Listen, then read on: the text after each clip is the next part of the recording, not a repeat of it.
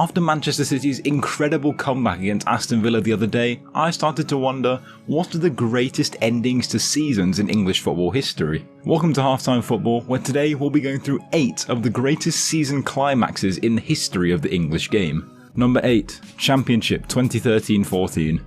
Going into the final day of the 2013-14 Championship season, there was one playoff spot up for grabs that would go to either Brighton or Reading, as well as a very tight relegation battle between Doncaster Rovers and Birmingham. Reading went into their game in 6th place against an already promoted Burnley side, and it appeared that they were going to hold on to that spot and reach the playoffs as they were matching Brighton's result against Nottingham Forest. Going into injury time, both Brighton and Reading were drawing. However, Brighton pushed forward in the 92nd minute and a cross landed on the head of Leonardo Ulloa, who headed home and secured Brighton's spot in the playoffs with nearly the last kick of the game, as Reading couldn't overcome a solid Burnley side and drew 2-2. At the other end of the table, things were truly crazy.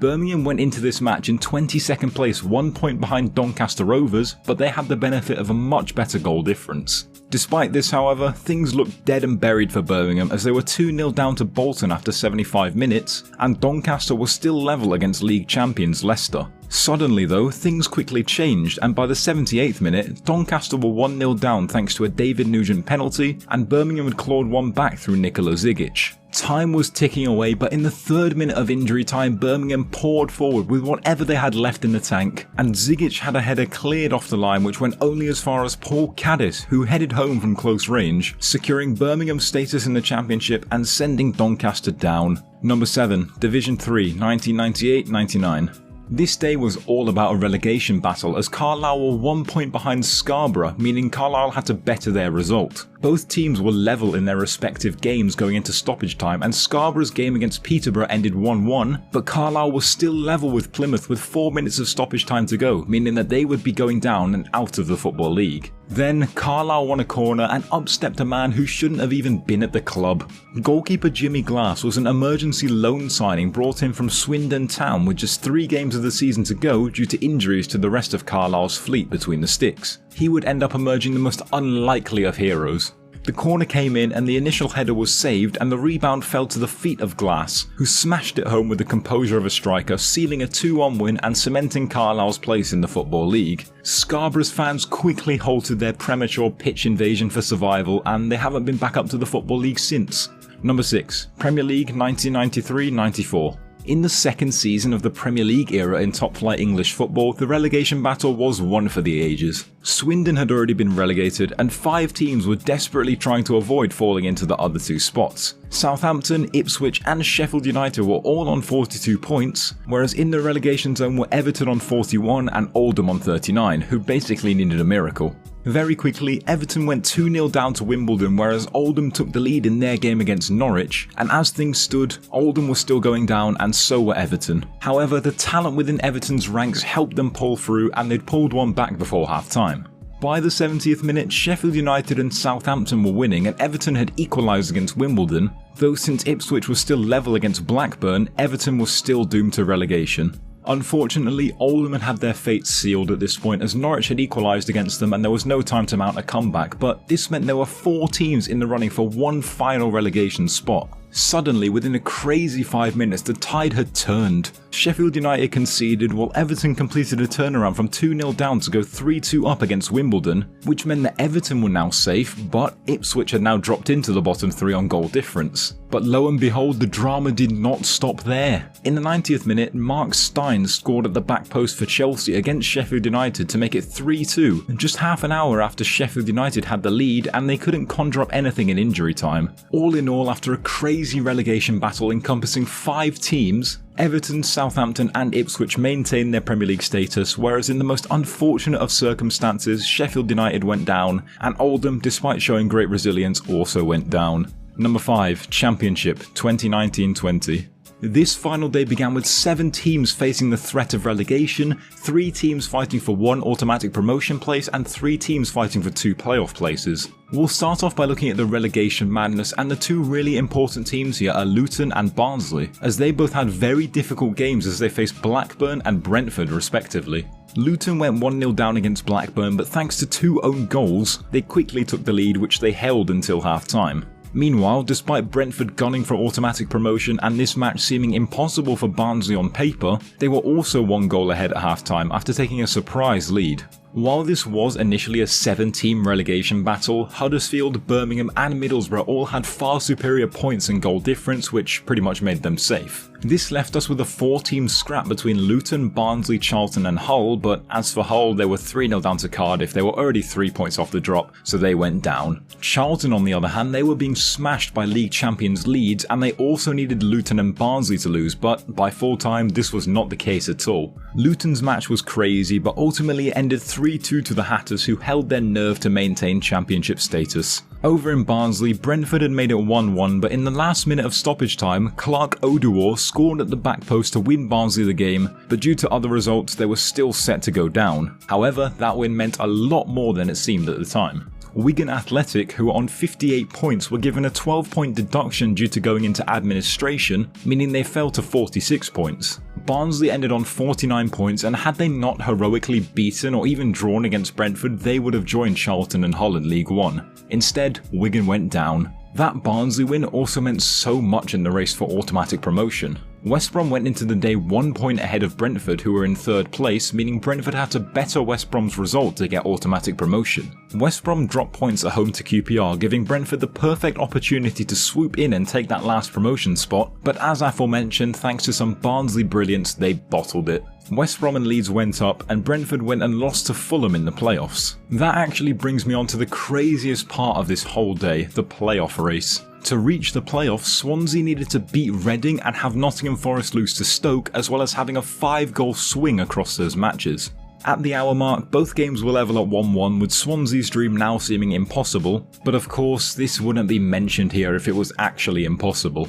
In a dramatic 30 minutes, Swansea managed to score 3 goals, with the third coming in the first minute of added time, and Nottingham Forest defence completely collapsed, conceding 3 against a Stoke team notorious for defending. The nail in the coffin was a 96th minute own goal by Forest striker Nuno da Costa, which ultimately meant that against all the odds, Swansea had a goal difference 1 better than Nottingham Forest and qualified for the playoffs in the craziest final day that the Championship has ever seen. Number 4, League One 2012-13. Only one end of the table was to be severely affected by the final day of League One in 2013, and it was the top.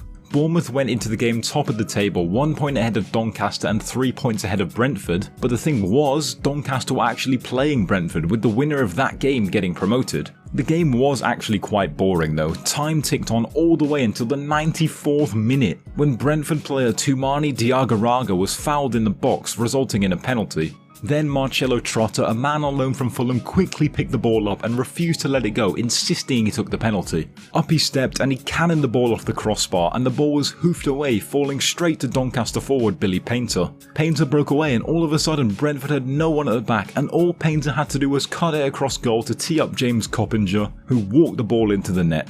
Just 2 weeks before the infamous Troy Deeney moment, Doncaster had one of their own, except this actually meant that Doncaster got promoted. Even better, since Bournemouth were held to a draw against Tranmere, Doncaster's last minute winner meant they went up as champions, with Bournemouth settling for second. Brentford on the other hand, well, they got even more heartbroken as they ended up losing the playoff final to Yeovil. They just can't get a break in this list, can they? Number 3, Premier League 2021-22.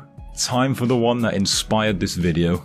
Going into the final day of the Premier League season 2 days ago, Man City were 1 point ahead at the top of the table, with Liverpool just behind, and City had the superior goal difference. Meanwhile, at the other end of the table, Leeds were in the relegation zone, level on points with Burnley in 17th, whose goal difference was unshakably larger than Leeds's. West Ham and Man United also had a battle for the final Europa League place, and West Ham entered the day 3 points behind United but with a better goal difference. Tottenham and Arsenal also had a bout for the final Champions League place. Starting out with the Champions League race, and well, it was over pretty quickly. Tottenham were away to bottom place Norwich, who they easily battered 5-0, and despite Arsenal beating Everton 5-1, it was Spurs who'll be playing Champions League football next season. In the battle for 6th, it was slightly more exciting. Man United were away to Crystal Palace, and the Eagles actually took the lead in the first half through Wilfred Zaha, and with 5 minutes until half-time, West Ham took the lead in their game against Brighton, which would bring them up to 6th. However, a complete capitulation from the Hammers followed, and they conceded 5 minutes after the restart, and with 10 minutes to go, Brighton made it 2-1, all but sealing West Ham's fate.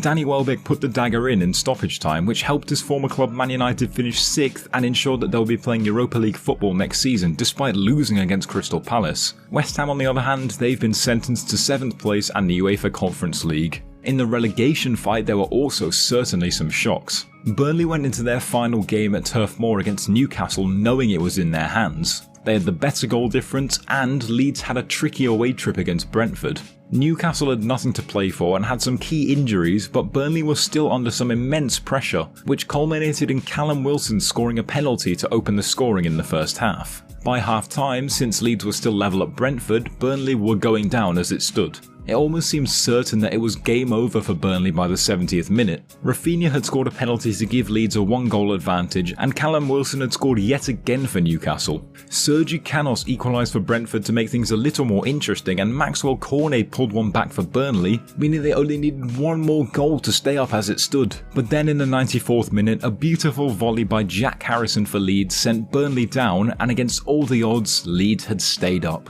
But the other end of the table was the best bit of all. Liverpool were at home to Wolves, and they conceded to Pedro Neto within 3 minutes, which seemed to hand Man City the title on a platter, who by the way were at home to Aston Villa. However, by half-time, Liverpool had equalised, and seemingly against all odds, Villa were 1-0 up thanks to a Matty Cash header. As it was though, City was still champions due to their goal difference. In the 70th minute, Felipe Coutinho, a former Liverpool hero, seemingly put the nail in City's coffin with a beautiful goal, and all Liverpool had to do was score to win the league. Mohamed Salah eventually made it 2-1 at Anfield, leading to wild celebrations, but the players clearly hadn't heard what had happened at the Etihad. Within the craziest 5.5 minutes in Premier League history, Ilkay Gundogan had scored twice, either side of a great finish by Rodri, and suddenly, as they always seem to do on final day, City had done it the hard way. Andy Robertson made it 3-1 to Liverpool, but ultimately City held on and became champions in the most staggering fashion, well except for one season. Number 2, Premier League 2011-12. 37 games into the 2011-12 Premier League season, Manchester City headed the Premier League table, only ahead on goal difference against neighbours Manchester United thanks to a 6-1 drubbing back in October. Meanwhile, the race for top 4 was made even more interesting by the fact that Chelsea were to win the Champions League, meaning 3rd place was the minimum required to qualify. Arsenal, Spurs and Newcastle were all within 2 points of each other in that race, and only one of them could get Champions League football. At the bottom, Bolton and QPR were battling to stay in the division, with Bolton needing themselves to win and QPR to lose to stay up.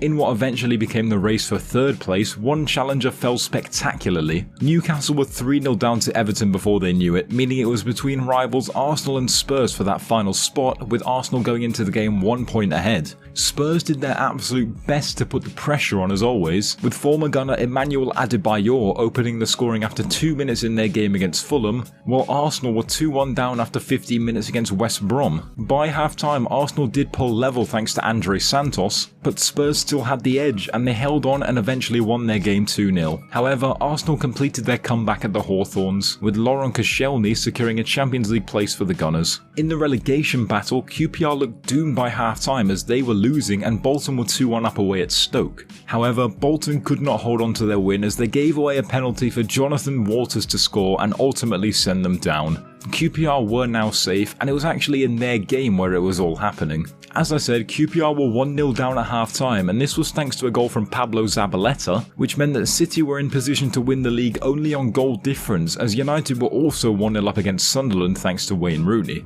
However, by the 70th minute something astonishing had happened. Relegation strugglers QPR, who at this point were down to 10 men thanks to Joey Barton trying to take out the entire City team, went 2-1 up, with goals from Djibril Cissé and Jamie Mackie almost certainly burying Manchester City. City fought and fought, but as the clock ticked over 90 minutes, almost all hope was gone at the Etihad, with some fans too heartbroken to stay and watch. However, something happened, and as David Silva swung a corner in around the 91st minute, Edin Dzeko rose highest to nod City back into the game. A lifeline, and now City had 3.5 minutes to save themselves from embarrassment. and despite some mistakes from players due to the pressure, Nigel de Jong powered forward before finding Sergio Aguero, who played an excellent 1-2 with Mario Balotelli, who slotted it perfectly back into Aguero's path. The Argentine then took it past Tay Taiwo, who seemingly tried to take him out, and he smashed the ball in at Paddy Kenny's near post, bringing City their first title in 44 years and cementing the greatest moment in Premier League history. Number 1. First Division 1988-89. Until the inception of the Premier League in 1992, the idea of a final day didn't actually exist, meaning the final games of the season would all be played at different times. However, despite that, one game still could have changed so much in the 1988-89 season. Liverpool went into their final game top of the league, 3 points and 4 goal difference ahead of Arsenal in second. Now, who were Liverpool's final game? Arsenal at home, a fixture rearranged due to the Hillsborough disaster over a month earlier.